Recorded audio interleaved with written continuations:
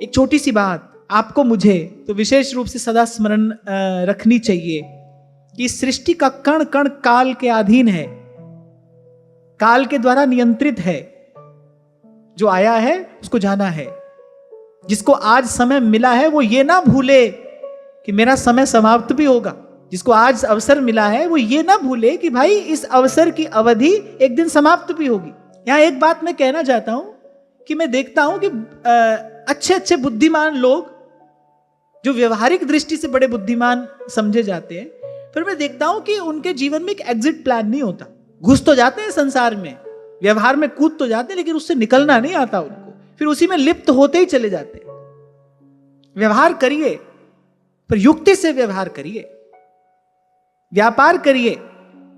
फिर आपके भीतर व्यापार करते करते एक विचार ये भी रहना चाहिए, भाई एक समय आएगा जब इससे एक तरफ न्यारा होकर चले जाऊंगा। मैं आदर से, सम्मान से इसे किसी और के हाथ में देकर और फिर मैं अपने कार्य को चला जाऊंगा, क्योंकि यही जीवन का लक्ष्य उद्देश्य नहीं है। पर मैं देखता हूं, ये बात मैं चारों तरफ देखता हूं, और कहीं ऐसा नहीं खाली जो संसार में व्यवहार में लगा है उसी के जीवन में ऐसा है। यहां पर आकर भी अपना जो अधिकार है, अपनी जो संपदा है, व्यक्ति दूसरे के हाथ में देना नहीं चाहता। समय रहते दे दे तो सब कुछ बड़े आदर से, बड़े गौरव से, बड़े सम्मान से आगे बढ़ता रहे, परंपराएं सुरक्षित रहे। अगर व्यक्ति इस प्रकार समय से उसे आदर पूर्वक किसी और के हाथ में दे दे, किसी योग्य के हाथ में दे दे, फिर क्या होता है ना, व्यक्ति लिप्त होता चला जाता है। इसीलिए मैं कई बार आपसे कहता हूं, भाई संसार चक्रव्यूह है, इसमें घुसना तो आता है, निकलना नहीं आता है। और संसार रूपी चक्रव्यूह से निकलना श्री कृष्ण को आता है, अर्जुन को आता है, माने भक्त को आता है और भगवान को आता है। ये दोनों जानते हैं संसार रूपी चक्रव्यूह से निकलने की विद्या।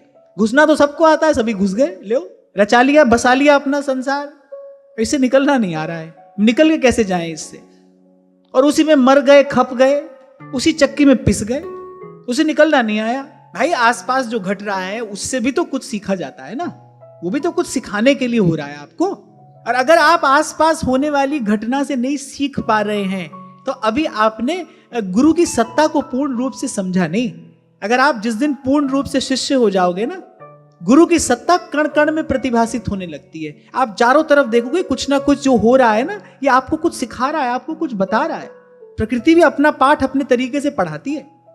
तो मैं तो चारों तरफ जब देखता हूं ना कि व्यक्ति बना लेता है और फिर बनाता चला जाता है, इस चक्रव्यूह में कूद तो जाता है, घुस जाता है, लेकिन उससे निकलने का मार्ग वो नहीं जानता है। इसीलिए परंपराएं जीर्ण शीर्ण हो रही हैं, क्योंकि उसको समय रहते आदर और सम्मान पूर्वक आगे किसी योग्य व्यक्ति को नहीं दे दिया जाता है। तुम्हारे घर में देख लो, सास बूढ़ी हो जाएगी पर वो अपने हाथ से बहू को अधिकार दे नहीं सकती, प्रसन्नता पूर्वक नहीं देगी। वो ऐसे ऐसे पिता हैं जो प्रसन्नता पूर्वक अपने पुत्र को अपनी कमाई संपत्ति उसके हाथ में देंगे नहीं। बोले नहीं, ये तो गंवा देगा। अरे तुम सांप की तरह फन फैला के बैठे रहोगे तो कौन सा वो बच जाएगा? उसको तो भाई जाना है तो जाएगा। इसलिए तो मैं कह रहा हूं, तुम सबको कह रहे हो अरे अपना काम करो, अपना काम करो। तुम अपना काम क्यों नहीं करते? तुम भी अपना काम करो भाई, जो होगा सो होगा। ना तो तुम अमर हो, ना तुमने जो वस्तु कमाई है वो यहां सदा रहने वाली है। ये सब मरने खपने वाला ही है। बुद्धिमानी तो इसी में है, अपना कार्य साधो और आगे बढ़ो। बुद्धिमानी तो इसी में है।